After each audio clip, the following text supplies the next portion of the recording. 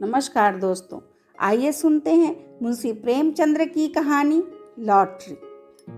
जल्दी से मालदार हो जाने की हवस किसे नहीं होती। उन दिनों जब लॉटरी के टिकट आए तो मेरे दोस्त विक्रम के पिता, चाचा, अम्मा और भाई सभी ने एक एक टिकट खरीद लिया। कौन जाने किसकी तकदीर जोर करे। किसी के नाम आए रुपया रहेगा तो घर में ही, मगर विक्रम को सब्र न हुआ। औरों के नाम रुपये आएंगे फिर उसे कौन पूछता है। बहुत होगा 10-5 हजार उसे दे देंगे, इतने रुपयों में उसका क्या होगा।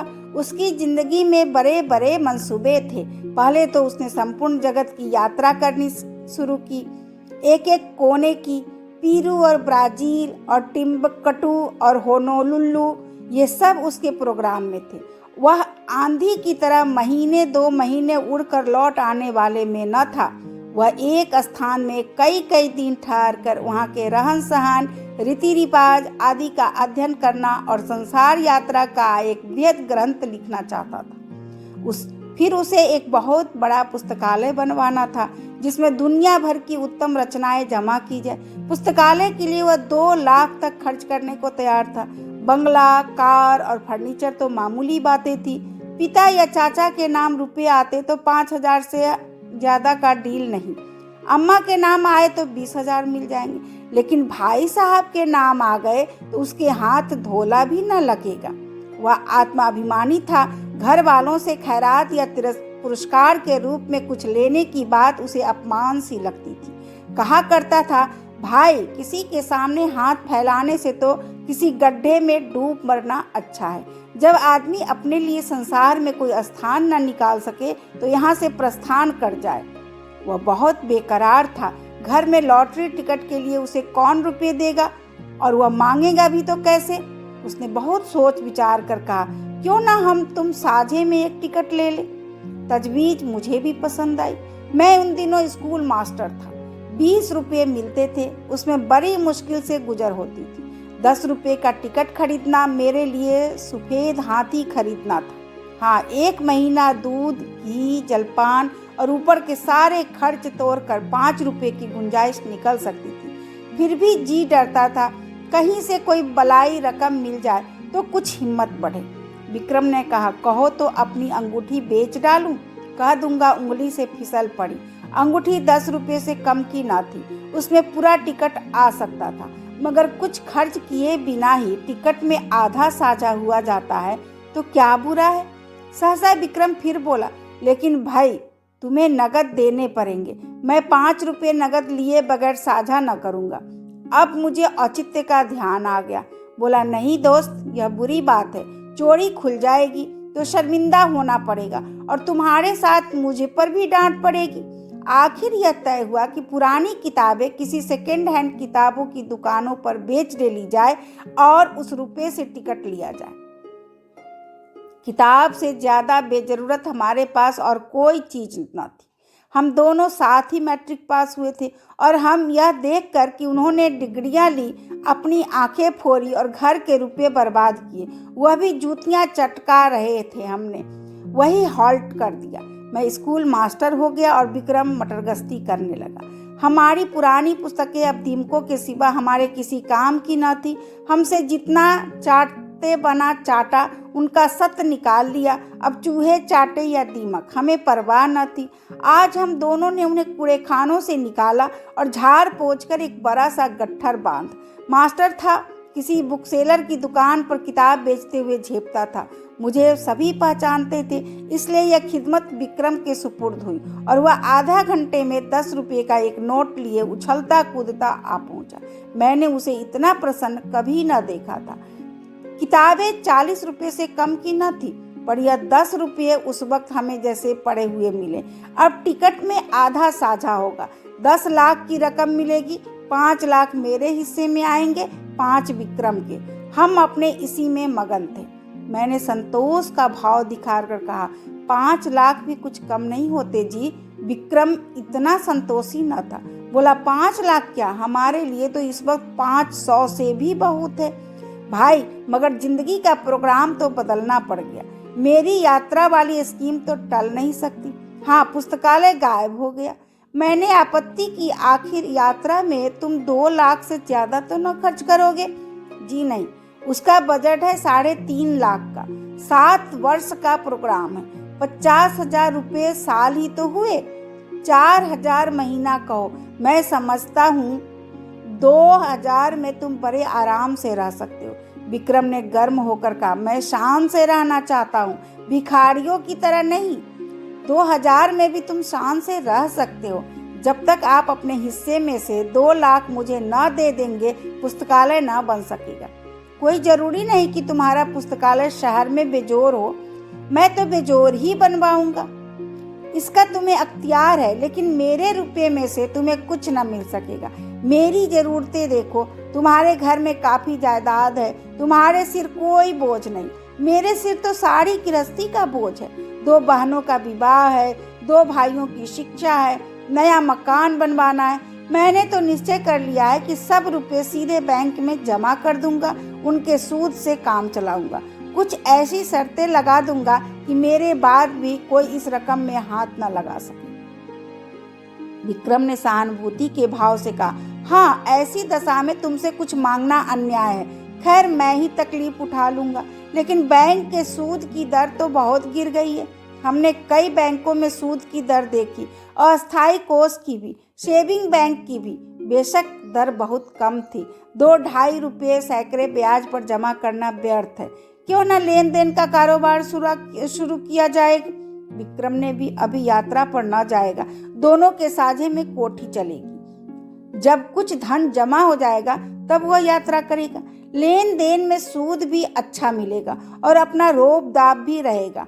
हाँ, जब तक अच्छी जमानत न हो, किसी को रुपया न देना चाहिए, चाहे आसामी कितना ही मातबर क्यों न हो। और जमानत पर रुपये दे ही क्यों, जायदाद रेहन लिखा कर रुपये देंगे, फिर तो कोई खटका न रहेगा। यह मंजिल भी तय हुई। अब यह प्रश्न उठा कि टिकट पर किसका नाम रहे। विक्रम ने अपना नाम रखने के लिए बड़ा आग्रह किया, मगर उसका नाम न रहा तो वह टिकट ही न लेगा। मैंने कोई उपाय न देखकर मंजूर कर लिया और बिना किसी लिखा पढ़ी के, जिससे आगे चलकर मुझे बड़ी परेशानी हुई, एक एक करके इंतजार के दिन कटने लगे। भोर होते ही हमारे आंखें कैलेंडर पर जाती। मेरा मकान विक्रम के मकान से मिला हुआ था। स्कूल जाने से पहले और स्कूल से आने के बाद हम दोनों साथ बैठकर अपने अपने मंसूबे बांध करते और इस तरह साए साए की कोई सुन न ले। हम अपने टिकट खरीदने का रहस्य छिपाए रखना चाहते थे। यह रहस्य जब सत्य का रूप धारण कर लेगा, उस वक्त लोगों को कितना विस्मय होगा। उस दृश्य का नाटकीय आनंद हम नहीं छोड़ना चाहते थे। एक दिन बातों बातों में विवाह का जिक्र आ गया। विक्रम ने दार्शनिक गंभीरता से कहा, भाई, शादी वादी का जंजाल तो मैं नहीं पालना चाहता। व्यर्थ की चिंता और हाय हाय, पत्नी की नाज बरदारी में ही बहुत से रुपये उड़ जाएंगे। मैंने इसका विरोध किया। हाँ, यह तो ठीक है, लेकिन जब तक जीवन के सुख दुख का कोई साथी न हो, जीवन का आनंद ही क्या। मैं तो विवाहित जीवन से इतना विरक्त नहीं हूँ। हाँ, साथी ऐसा चाहता हूँ जो अंत तक साथ रहे, और ऐसा साथी पत्नी के सिवा दूसरा नहीं हो सकता। विक्रम जरूरत से ज्यादा तुनक मिजाजी से बोला, खैर, अपना अपना दृष्टिकोण है। आपको बीवी मुबारक और कुत्तों की तरह उसके पीछे पीछे चलना तथा बच्चों को संसार की सबसे बड़ी विभूति और ईश्वर की सबसे बड़ी दया समझना मुबारक। बंदा तो आजाद रहेगा, अपने मजे से चाहा और जब चाहा उड़ गया और जब चाहा घर आ गए। यह नहीं कि हर वक्त एक चौकीदारी आपके सिर पर सवार हो। जरा सी देर हुई घर आने में और फौरन जवाब तलब हुआ, कहाँ थे अब तक? आप कहीं बाहर निकले और फौरन सवाल हुआ, कहाँ जाते हो? और जो कहीं दुर्भाग्य से पत्नी जी की साथ हो गई, तब तो डूब मरने के सिवा आपके लिए कोई मार्ग ही नहीं रह जाता। ना भैया, मुझे आपसे जरा भी सहानुभूति नहीं। बच्चे को जरा सा जुकाम हुआ और आप बेतहासा दौरे चाले जा रहे हैं होम्योपैथिक डॉक्टर के पास। जरा उम्र खिसकी और लौंडे मनाने लगे कि कब आप प्रस्थान करें, और वह गुलछर्रे उड़ाए। मौका मिला तो आपको जहर खिला दिया और मशहूर किया कि आपको कालरा हो गया था। मैं इस जंजाल में नहीं पड़ता। कुंती आ गई। वह विक्रम की छोटी बहन थी, कोई 11 साल की। छठे में पढ़ती थी और बराबर फेल होती थी। बड़ी चिल्ली, बड़ी शोक, इतनी धमाके से द्वार खोला कि हम दोनों चौंक कर उठ खड़े हुए। विक्रम ने बिगड़ कर कहा, तू बड़ी शैतान है कुंती, किसने तुझे बुलाया यहाँ? कुंती ने खुफिया पुलिस की तरह कमरे में नजर दौड़ा कर कहा, तुम लोग हरदम यहाँ किवाड़ बंद किए बैठे क्या बातें किया करते हो? जब देखो यहीं बैठे हो, न कहीं घूमने जाते हो, न तमाशा देखने। कोई जादू मंत्र जगाते होंगे। विक्रम ने उसकी गर्दन पकड़कर हिलाते हुए कहा, हाँ, एक मंत्र जगा रहे हैं जिसमें तुझे ऐसा दूल्हा मिले जो रोज गिन कर 5000 हंटर जमाए सरासर। कुंती उसकी पीठ पर बैठकर बोली, मैं ऐसे दूल्हे से विवाह नहीं करूंगी जो मेरे सामने खड़ा पूंछ हिलाता रहेगा। मैं मिठाई के दोने फेंक दूंगी और वह चाटेगा। जरा भी चीं चपड़ करेगा तो कान गरम कर दूंगी। अम्मा को लॉटरी के रुपए मिलेंगे तो 50,000 मुझे दे दें, बस चैन करूंगी। मैं दोनों वक्त ठाकुर जी से अम्मा के लिए प्रार्थना करती हूँ। अम्मा कहती है कुंवारी लड़कियों की दुआ कभी निष्फल नहीं होती। मेरा मन तो कहता है अम्मा को जरूर रुपए मिलेंगे। मुझे याद आया, एक बार मैं अपने ननिहाल देहात में गया था तो सूखा पड़ा हुआ था। भादों का महीना आ गया था मगर पानी की बूंद नहीं। सब लोगों ने चंदा करके गांव की सब कुमारी लड़कियों की दावत की थी और उसके तीसरे ही दिन मूसलाधार वर्षा हुई थी। अवश्य ही कुमारियों की दुआ में असर होता है। मैंने विक्रम को अर्थपूर्ण आंखों से देखा। विक्रम ने मुझे आंखों ही में उसने सलाह कर ली और निश्चय भी कर लिया। विक्रम ने कुंती से कहा, अच्छा, तुझसे एक बात कहे, किसी से कहोगी तो नहीं? नहीं, तू तो बड़ी अच्छी लड़की है, किसी से न कहेगी। मैं अब की तुझे खूब पढ़ाऊंगा और पास करा दूंगा। बात यह है कि हम दोनों ने भी लॉटरी का टिकट लिया है। हम लोगों के लिए भी ईश्वर से प्रार्थना किया कर।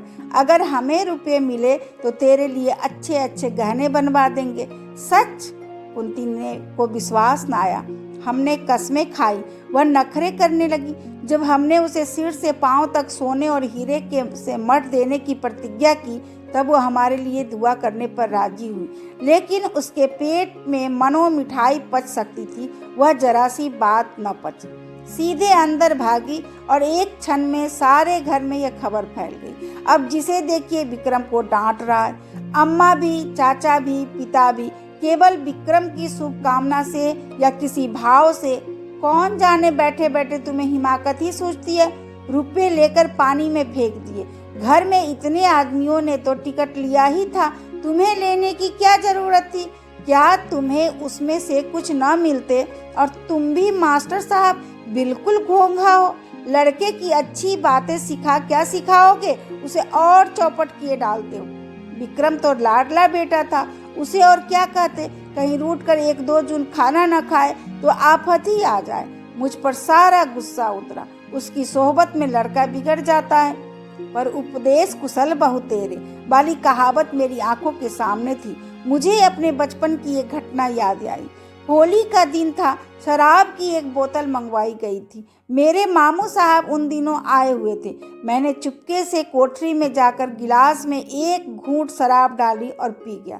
अभी गला जल ही रहा था और आंखें लाल ही थी कि मामू साहब कोठरी में आ गए और मुझे मानो सेंध में गिरफ्तार कर लिया और इतना बिगड़े कि मेरा कलेजा सूख कर छुहारा हो गया। अम्मा ने भी डांटा, पिताजी ने भी डांटा। मुझे आंसुओं से उनकी क्रोधाग्नि शांत करनी पड़ी और दोपहर ही को मामू साहब नशे में पागल होकर गाने लगे। फिर रोए, फिर अम्मा की गालियां दी, दादा को मना करने पर भी मारने दौड़े और आखिर में कह करके जमीन पर बेसुध पड़े नजर आए। विक्रम के पिता बड़े ठाकुर साहब और ताऊ छोटे ठाकुर साहब दोनों जड़वादी थे, पूजा पाठ की हंसी उड़ाने वाले पूरे नास्तिक। मगर अब दोनों बड़े निष्ठावान और ईश्वर भक्त हो गए थे। बड़े ठाकुर साहब प्रातःकाल गंगा स्नान करने जाते और मंदिरों के चक्कर लगाते हुए दोपहर को सारी देह में चंदन लपेटे घर लौटते। छोटे ठाकुर साहब घर पर ही गर्म पानी से स्नान करते और गठिया से ग्रस्त होने पर भी राम नाम लिखना शुरू कर देते। धूप निकल आने पर पार्क की ओर निकल जाते और चींटियों को आटा खिलाते।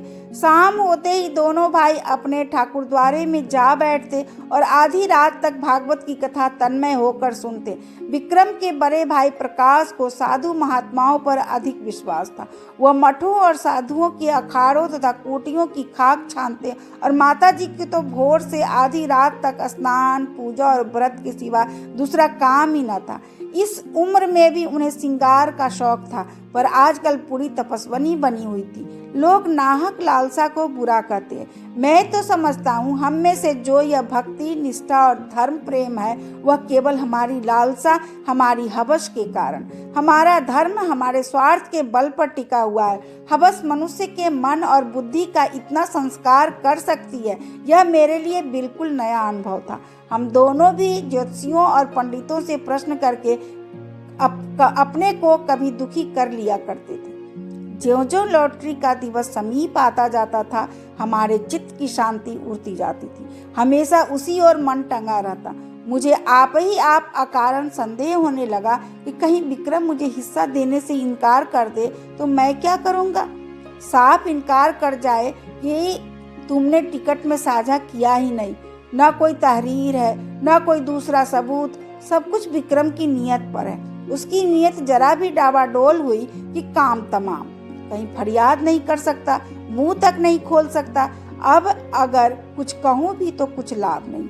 अगर उसकी नीयत में फितूर आ गया है तब भी वह अभी से इनकार कर देगा। अगर नहीं आया है तो इस संदेह से उसे मर्मांतक वेदना होगी।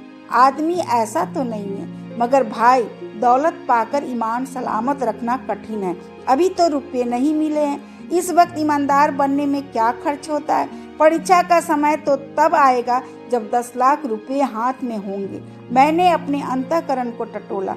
अगर टिकट मेरे नाम का होता और मुझे 10 लाख मिल जाते तो क्या मैं आधे रुपए बिना कान पूछ हिलाए विक्रम के हवाले कर देता? कौन कह सकता है, मगर अधिक संभव यही था कि मैं हीले हवाले करता। कहता तुमने मुझे 5 रुपये उधार दिए थे, उसके 10 ले लो, 100 ले लो, और क्या करोगे। मगर नहीं, मुझसे इतनी बदनियती न होती। दूसरे दिन हम दोनों अखबार देख रहे थे कि सहसा विक्रम ने कहा, कहीं हमारा टिकट निकल आए तो मुझे अफसोस होगा कि नाहक तुमसे साझा किया। वह सरल भाव से मुस्कुराया, मगर यह थी उसकी आत्मा की झलक जिसे वह विनोद की आड़ में छिपाना चाहता था। मैंने चौंक कर कहा, सच? लेकिन इसी तरह मुझे भी तो अफसोस हो सकता है। लेकिन टिकट तो मेरे नाम का है, इससे क्या। अच्छा, मान लो मैं तुम्हारे साझे से इनकार कर जाऊं। मेरा खून सर्द हो गया, आंखों के सामने अंधेरा छा गया। मैं तुम्हें इतना बदनीयत नहीं समझता था, मगर है बहुत संभव।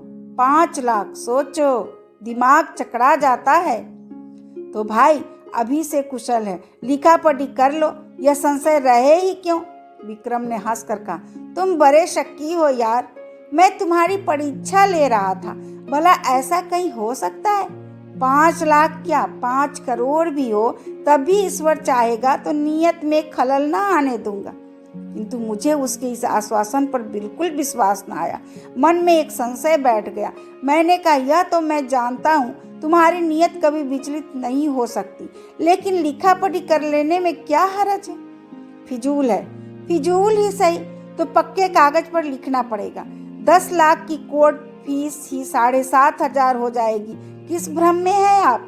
मैंने सोचा, भला से शादी लिखी पट्टी के बल पर कोई कानूनी कार्रवाई न कर सकूंगा, पर इन्हें लज्जित करने का, इन्हें जलील करने का, इन्हें सबके सामने बेईमान सिद्ध करने का अवसर तो मेरे हाथ आएगा। और दुनिया में बदनामी का भय न हो तो आदमी न जाने क्या करे। अपमान का भय कानून के भय से किसी तरह कम क्रियाशील नहीं होता। बोला, मुझे सादे कागज पर ही विश्वास आ जाएगा। विक्रम ने लापरवाही से कहा, जिस कागज का कोई कानूनी महत्व नहीं, उसे लिखकर क्या समय नष्ट करें। मुझे निश्चय हो गया कि विक्रम की नियत में अभी से फितूर आ गया, नहीं तो सादा कागज लिखने में क्या बाधा हो सकती है। बिगड़ कर कहा, तुम्हारी नियत तो अभी से खराब हो गई। उसने निर्लज्जता से कहा, तो क्या तुम साबित करना चाहते हो कि ऐसी दशा में तुम्हारी नियत न बदलती। मेरी नियत इतनी कमजोर नहीं है, रहने भी दो। बड़े नियत वाले अच्छे अच्छे को देखा है। तुम्हें इसी वक्त लेखाबद्ध होना पड़ेगा। मुझे तुम्हारे ऊपर विश्वास नहीं रहा। अगर तुम्हें मेरे ऊपर विश्वास नहीं है तो मैं भी नहीं लिखता। तो क्या तुम समझते हो तुम मेरे रुपए हजम कर जाओगे? किसके रुपए और कैसे रुपए? मैं कह देता हूँ विक्रम, हमारी दोस्ती का ही अंत न हो जाएगा, बल्कि इससे कहीं भयंकर परिणाम होगा। हिंसा की एक ज्वाला सी मेरे अंदर दहक उठी। सहसा दीवान खाने में झड़प की आवाज़ सुनकर मेरा ध्यान उधर चला गया। यहाँ दोनों ठाकुर बैठा करते थे। उनमें ऐसी मैत्री थी जो आदर्श भाइयों में हो सकती है। राम और लक्ष्मण में भी इतनी ही रही होगी। झड़प की तो बात ही क्या, मैंने उनमें कभी विवाद होते भी ना सुना था। बड़े ठाकुर जो कह दे वह छोटे ठाकुर के लिए कानून था, और छोटे ठाकुर की इच्छा देखकर ही बड़े ठाकुर कोई बात कहते थे। हम दोनों को आश्चर्य हुआ। दीवान खाने के द्वार पर जाकर खड़े हो गए। दोनों भाई अपनी अपनी कुर्सियों से उठकर खड़े हो गए थे। एक एक कदम आगे भी बढ़ाए थे। आंखें लाल, मुख विकृत, त्योरियां चढ़ी हुई, मुट्ठियां बंधी हुई। मालूम होता था बस हाथापाई हुई ही चाहती है। ठाकुर साहब ने हमें देखकर पीछे हटते हुए कहा, सम्मिलित परिवार में जो कुछ भी और कहीं से भी और किसी के नाम भी आए वह सबका है बराबर। बड़े ठाकुर ने विक्रम को देखकर एक कदम और आगे बढ़ाया। हरगिज नहीं, अगर मैं कोई जुर्म करूं तो मैं पकड़ा जाऊंगी। सम्मिलित परिवार नहीं, मुझे सजा मिलेगी, सम्मिलित परिवार को नहीं। यह व्यक्तिगत प्रश्न है, इसका फैसला अदालत से होगा। शौक से अदालत जाइए। अगर मेरे लड़के, मेरी बीबी या मेरे नाम लॉटरी निकली तो आपका उससे कोई संबंध न होगा। उसे उसी तरह जैसे आपके नाम लॉटरी निकले तो मुझसे, मेरी बीबी से या मेरे लड़के से उससे कोई संबंध न होगा। अगर मैं जानता हूँ कि आपकी ऐसी नीयत है तो मैं भी बीबी बच्चों के नाम से टिकट ले सकता था। यह आपकी गलती है, इसलिए कि मुझे विश्वास था आप भाई हैं। यह जुआ है, आपको समझ लेना चाहिए था। जुए की हार जीत का खानदान पर कोई असर नहीं पड़ सकता। अगर आप कल को 10-5 हजार रेस में हार आए तो खानदान उसका जिम्मेदार न होगा, मगर भाई का हक दबा कर आप सुखी नहीं रह सकते। आप न ब्रह्मा है, न ईश्वर और न कोई महात्मा। विक्रम की माता ने सुना कि दोनों भाइयों में ठनी हुई है और मल्ल युद्ध हुआ चाहता है, तो दौड़ी हुई आई और दोनों को समझाने लगी। छोटे ठाकुर ने बिगड़ कर कहा, आप मुझे क्या समझाती हैं? उन्हें समझाइए जो 4-4 टिकट लिए हुए बैठे हैं। मेरे पास क्या है, एक टिकट, उसका क्या भरोसा। मेरी उपेक्षा जिन्हें रुपए मिलने का चौगुना चांस है, उनकी नीयत बिगड़ जाए तो लज्जा और दुख की बात है। ठाकुराइन ने देवर को दिलासा देते हुए कहा, अच्छा, मेरे रुपए में से आधे रुपए तुम्हारे, अब तो खुश। बड़े ठाकुर ने बीबी की जबान पकड़ी, क्यों आधे ले लेंगे? मैं एक धेला भी न दूंगा। हम मुरव्वत और सहृदयता से काम ले, फिर भी उन्हें 5वें हिस्से से ज्यादा किसी तरह न मिलेगा। आधे का दावा किस नियम से हो सकता है? न बौद्धिक, न धार्मिक, न नैतिक। छोटे ठाकुर ने खिसिया कर कहा, सारी दुनिया का कानून आप ही तो जानते हैं। जानते ही हैं, 30 साल तक वकालत नहीं की है। यह वकालत निकल जाएगी जब सामने कलकत्ते का बैरिस्टर खड़ा कर दूंगा। बैरिस्टर की ऐसी की तैसी, चाहे वह कलकत्ते का हो या लंदन का, मैं आधा लूंगा, उसी तरह जैसे घर की जायदाद में मेरा आधा है। इतने में विक्रम के बड़े भाई साहब सिर और हाथ में पट्टी बांधे, लंगड़ाते हुए, कपड़ों पर ताजा खून के दाग लगाए, प्रसन्न मुख आकर एक आराम कुर्सी पर गिर पड़े। बड़े ठाकुर ने घबरा कर पूछा, यह तुम्हारी क्या हालत है जी? यह चोट कैसे लगी? किसी ने मारपीट तो नहीं हो गई? प्रकाश ने कुर्सी पर लेटकर एक बार करा, फिर मुस्कुराकर बोले, जी कोई बात नहीं, ऐसी बहुत चोट नहीं लगी। कैसे कहते हो कि चोट नहीं लगी? सारा हाथ और सिर सूज गया है, कपड़े खून से तर। यह मामला क्या है? कोई मोटर दुर्घटना तो नहीं हो गई?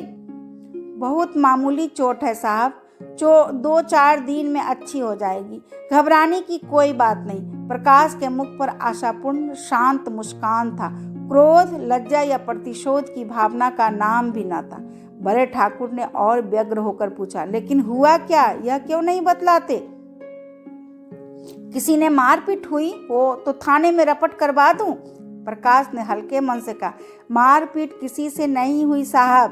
बात यह है कि मैं जरा झक्कड़ बाबा के पास चला गया था। आप तो जानते हैं वो आदमियों की सूरत से भागते हैं और पत्थर लेकर मारने दौड़ते हैं। जो डर कर भागा वह गया, जो पत्थर की चोटें खाकर भी उनके पीछे लगा रहा वह पारस हो गया। यह वही परीक्षा लेते हैं। आज मैं वहां पहुंचा तो कोई 50 आदमी जमा थे। कोई मिठाई लिए, कोई बहुमूल्य भेंट लिए, कोई कपड़ों के थान लिए। झक्कड़ बाबा ध्यानावस्था में बैठे हुए थे। एकाएक उन्होंने आंखें खोली और यह जनसमूह देखा तो कई पत्थर चुनकर उनके पीछे दौड़े। फिर क्या था, भगदड़ मच गई। लोग गिरते पड़ते भागे, हुर्र हो गए। एक भी न टिका। अकेला मैं घंटे घर की तरफ वहीं डटा रहा। बस उन्होंने पत्थर चला ही तो दिया। पहला निशाना सिर में लगा। उनका निशाना अचूक पड़ता है। खोपड़ी भन्ना गई, खून की धारा बह चली, लेकिन मैं हिला नहीं। फिर बाबा जी ने दूसरा पत्थर फेंका, वह हाथ में लगा। मैं गिर पड़ा और बेहोश हो गया। जब होश आया तो वहां सन्नाटा था। बाबा जी भी गायब हो गए थे। अंतर्ध्यान हो जाया करते हैं। किसे पुकारूं, किससे सवारी लाने को कहूं? मारे दर्द के हाथ फटा पड़ता था और सिर से अभी तक खून जारी था। किसी तरह उठा और सीधा डॉक्टर के पास गया। उन्होंने देखकर कहा, हड्डी टूट गई है और पट्टी बांध दी। गर्म पानी से सेकने को कहा।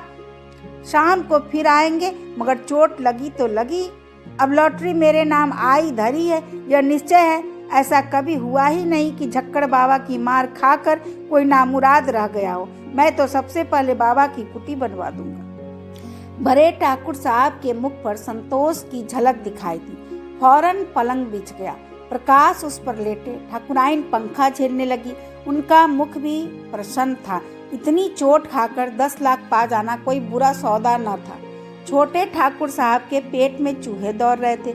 जो ही बड़े ठाकुर साहब के भोजन करने गए और ठाकुराइन भी प्रकाश के लिए भोजन का प्रबंध करने गई, त्यों ही छोटे ठाकुर ने प्रकाश से पूछा, क्या बहुत जोर से पत्थर मारते हैं? जोर से तो क्या मारते होंगे? प्रकाश ने उसका आशय समझकर कहा, अरे साहब, पत्थर नहीं मारते, बम गोले मारते हैं। देव सातो डील डॉल है और बलवान इतने हैं कि एक घूसे में शेरों का काम तमाम कर देते हैं। कोई ऐसा वैसा आदमी हो तो एक गए, मगर आज तक झक्कर एक गए ही पत्थर में टें हो जाए। कितने ही तो मर गए, मगर आज तक झक्कर बाबा पर मुकदमा नहीं चला और 2-4 पत्थर मार कर ही नहीं रह जाते। जब तक आप गिर न पड़े और बेहोश न हो जाए, वह मारते ही जाएंगे। मगर रहस्य यही है कि आप जितना ज़्यादा चोटें खाएंगे, उतने ही अपने उद्देश्य के निकट पहुंचेंगे। प्रकाश ने ऐसा रोए खड़े कर देने वाला चित्र खींचा कि छोटे ठाकुर साहब थर्रा उठे। पत्थर खाने की हिम्मत न पड़ी। आखिर भाग्य के निपटारे का दिन आया। जुलाई की 20वीं तारीख, कत्ल की रात। हम प्रातःकाल उठे तो जैसे एक नशा चढ़ा हुआ था, आशा और भय के द्वंद्व का। दोनों ठाकुरों ने घड़ी रात रहे गंगा स्नान किया था और मंदिर में बैठे पूजन कर रहे थे। आज मेरे मन में श्रद्धा जागी। मंदिर में जाकर मन ही मन ठाकुर जी की स्तुति करने लगा। अनाथों के नाथ, तुम्हारी कृपा दृष्टि क्या हमारे ऊपर ना होगी? तुम्हें क्या मालूम नहीं, हमसे ज्यादा तुम्हारी दया कौन डिजर्व करता है, अमोद करता है। विक्रम सूट बूट पहने मंदिर के द्वार पर आया। मुझे इशारे से बुलाकर इतना कहा, मैं डाक खाने जाता हूँ, और हवा हो गया। जरा देर में प्रकाश मिठाई के थाल लिए हुए घर में से निकले और मंदिर के द्वार पर खड़े होकर कंगालों को बांटने लगे, जिनकी एक भीड़ जमा हो गई थी। और दोनों ठाकुर भगवान के चरणों में लौ लगाए हुए थे। सिर झुकाए, आंखें बंद किए हुए, अनुराग में डूबे हुए बड़े ठाकुर ने सिर उठाकर पुजारी की ओर देखा और बोले, भगवान तो बड़े भक्त वत्सल है, क्यों पुजारी जी? पुजारी जी ने समर्थन किया, हाँ सरकार, भक्तों की रक्षा के लिए तो भगवान क्षीर सागर से दौड़े और गज को ग्राहक के मुंह से बचाया। एक क्षण के बाद छोटे साहब ने सिर उठाया और पुजारी जी से बोले, क्यों पुजारी जी? भगवान तो सर्वशक्तिमान है, अंतर्यामी, सबके दिल का हाल जानते हैं। पुजारी ने समर्थन किया, हाँ सरकार, अंतर्यामी न होते तो सबके मन की बात कैसे जान जाते। शबरी का प्रेम देखकर स्वयं उसकी मनोकामना पूरी की। पूजन समाप्त हुआ, आरती हुई। दोनों भाइयों ने आज ऊंचे स्वर में आरती गाई और बड़े ठाकुर ने 2 रुपये थाल में डाले, छोटे ठाकुर ने 4 रुपये डाले। बड़े ठाकुर ने एक बार कोप दृष्टि से देखा और मुंह फेर लिया। सहसा बड़े ठाकुर ने पुजारी से पूछा, तुम्हारा मन क्या कहता है पुजारी जी? पुजारी बोला, सरकार की फतेह है। छोटे ठाकुर ने पूछा, और मेरी? पुजारी ने उसे मुस्तैदी से कहा, आपकी भी फतेह है। बड़े ठाकुर श्रद्धा से डूबे भजन गाते हुए मंदिर से निकले। प्रभु जी मैं तो आयो शरण तिहारे, हाँ प्रभु जी मैं तो आयो शरण तिहारे। 1 मिनट में छोटे ठाकुर साहब भी मंदिर से गाते हुए निकले। अब पत राखो मोरे, दया निधन तोरी गति लखी न पारे। मैं भी पीछे निकला और जाकर मिठाई बांटने में प्रकाश बाबू की मदद करना चाहा। उन्होंने थाल हटाकर कहा, आप रहने दीजिए, मैं अभी बांटे डालता हूँ। अब रही कितनी गई है? मैं खिसिया कर डाक खाने की तरफ चला कि विक्रम मुस्कुराता हुआ साइकिल पर आ पहुंचा। उसे देखते ही जैसे सभी पागल हो गए। दोनों ठाकुर सामने ही खड़े थे, दोनों बाज की तरह झपटे। प्रकाश की थाल में थोड़ी सी मिठाई बची रह गई थी। उसने थाल जमीन पर पटका और दौड़ा, और मैंने तो उसे उन्माद में विक्रम की गोद में उठा लिया, मगर कोई उससे कुछ पूछता नहीं। सब जय जयकार की हाँक लगा रहे हैं। बड़े ठाकुर ने आकाश की ओर देखा, बोलो राजा रामचंद्र की जय। छोटे ठाकुर ने छलांग मारी, बोलो हनुमान जी की जय। प्रकाश तालियां बजाता हुआ चीखा, दुहाई झक्कड़ बाबा की। विक्रम ने और जोर से कहा मारा और फिर अलग खड़ा होकर बोला, जिसका नाम आया है उससे 1 लाख लूंगा। बोलो है मंजूर? बड़े ठाकुर ने उसका हाथ पकड़ा, पहले बता तो। ना, यूं नहीं बताता। छोटे ठाकुर बिगड़े, महज बताने के लिए 1 लाख? शाबाश। प्रकाश ने भी त्योरी चढ़ाई, क्या डाकखाना हमने देखा नहीं है? अच्छा, तो अपना अपना नाम सुनने के लिए तैयार हो जाओ। सभी लोग फौजी अटेंशन की दशा में निश्चल खड़े हो गए। होश हवास ठीक रखना। सभी पूर्ण सचेत हो गए। अच्छा तो सुनिए कान खोलकर, इस शहर का सफाया है। इस शहर का ही नहीं, संपूर्ण भारत का सफाया है। अमेरिका के एक हबशी का नाम आ गया। बड़े ठाकुर झल्लाए, झूठ झूठ, बिल्कुल झूठ। छोटे ठाकुर ने पैंतरा बदला, कभी नहीं। 3 महीने की तपस्या यूं ही हो रही? वाह। प्रकाश ने छाती ठोक कर कहा, यहाँ सिर मुड़वाए और हाथ तुड़वाए बैठे हैं, दिलग्गी है। इतने में और 50 आदमी उधर से रोनी सूरत लिए निकले। ये बेचारे भी डाकखाने से अपनी किस्मत को रोते चले आ रहे थे। मार ले गया अमेरिका का हबशी, अभागा, पिशाच, दुष्ट। अब कैसे किसी को विश्वास ना आता। बड़े ठाकुर झल्लाए हुए मंदिर में गए और पुजारी को डिसमिस कर दिया। इसलिए तुम्हें इतने दिनों से पाल रखा है, हराम का माल खाते हो और चैन करते हो। छोटे ठाकुर साहब की तो जैसे कमर टूट गई। 2-3 बार सिर पीटा और वहीं बैठ गए। मगर प्रकाश के क्रोध का पारावार न था।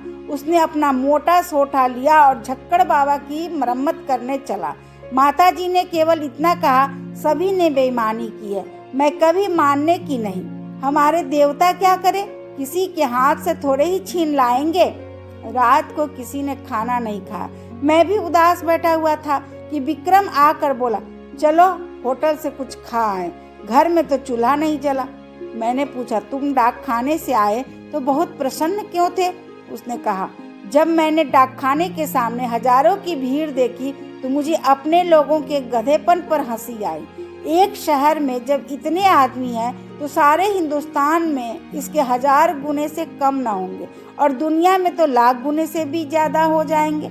मैंने आशा का जो एक पर्वत सा खड़ा कर रखा था, वह जैसे एक बार की इतना छोटा हुआ कि राई बन गया, और मुझे हंसी आई। जैसे कोई दानी पुरुष छटाक भर अन्न हाथ में लेकर 1,00,000 आदमियों को न्योता दे बैठे और यहाँ हमारे घर का एक एक आदमी समझ रहा है कि मैं भी हंसा। हाँ, बात तो यथार्थ में यही है और हम दोनों लिखा पढ़ी के लिए लड़े मरते थे। मगर सच बताना, तुम्हारी नीयत खराब हुई थी कि नहीं? विक्रम मुस्कुरा कर बोला। अब क्या करोगे पूछकर? पर्दा ढका रहने दो। अभी आप सुन रहे थे मुंशी प्रेमचंद्र की कहानी लॉटरी। धन्यवाद।